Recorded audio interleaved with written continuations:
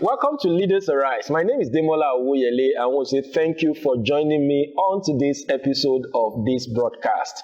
And I believe that what we're going to share today will greatly impact you. At the last episode, I began discussing the empowering leader. I said the goal of leadership is empowerment. A leader has not been called to lead followers. A leader has been called to raise other leaders.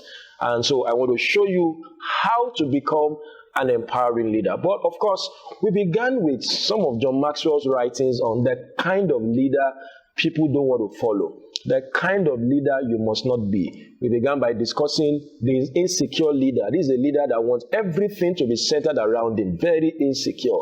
Then we have the visionless leader. He provides no direction, he provides no passion. Everything around him speaks boredom.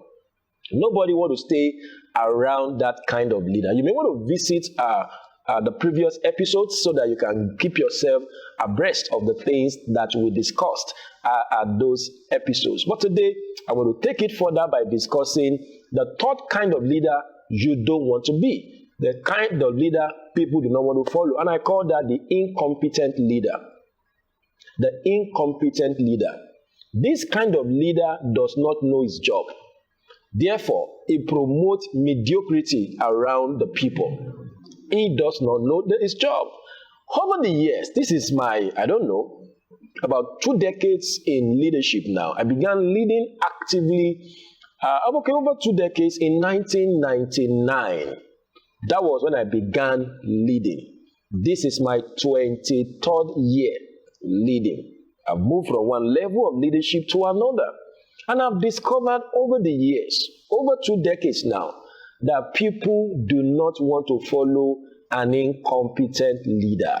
There is something about competence that inspires commitment. There is something about knowing your job that compels followership. A leader does not force people to follow him, he inspires people to follow him. And one of the things that inspire people is your competence. Is your competence. And that is why you must not be an incompetent leader. Listen to me. There is no room for incompetence in leadership. Remember Paul told Timothy in 2 Timothy 2:15. He said, study to show yourself approved unto God, because a watchman or a workman that needs not to be ashamed, rightly, skillfully dividing the word of truth. And that same statement is applicable to other sphere of endeavor. Whether you are a medical doctor, you are a pastor of the local church, you are a VC of a campus, you are a husband at home, you are the MDC of a company. Competence compels followership. Never forget that. Competence compels followership. Competence inspires commitment.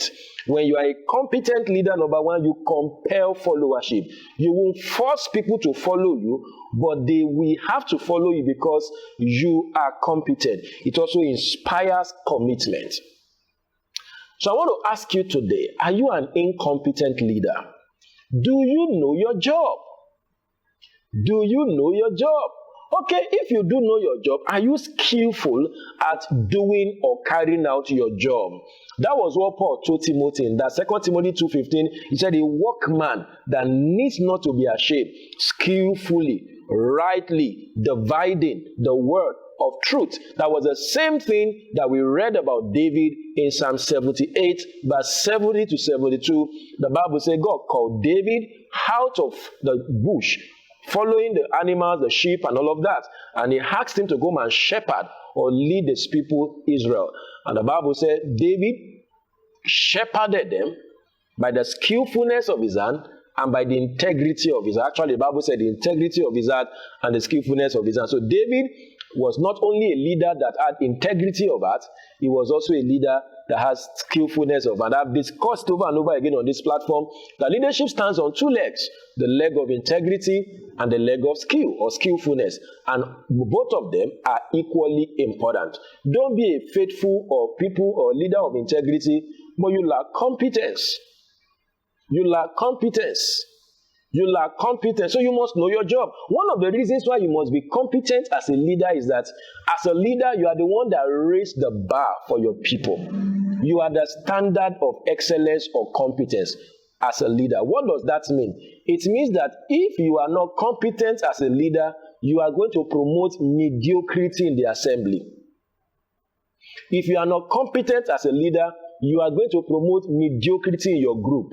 That means that you are the standard of excellence. You are the standard of commitment. So if you are a leader that you are not competent, you begin to produce incompetent leader like lead. Everybody will produce after their kind. When you are competent as a leader, you are able to raise other competent people. Now, in what areas should you be competent as a leader? Number one, be competent in the business of leadership. What do I mean by the business of leadership? What does leadership mean? Inspiring people, casting vision, motivating people, and all of that. So there is the business of leadership that you have got to be competent in. And that's why you are going to learn about leadership.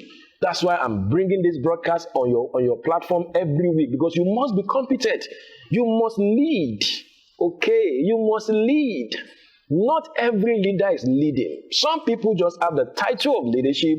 They are not doing the business of leadership. And that will mean a whole lot of things. The things I've been sharing on this platform and the things you must have come across as far as leadership is concerned. Go and learn them. Go and get mastery on them. Number two, which I'm going to wrap up on, is the fact that you must be competent in the business of your leadership, because all of us are going to lead in different places. If you're a pastor now, you're going to lead as a pastor. So you must be competent in the pastoral ministry.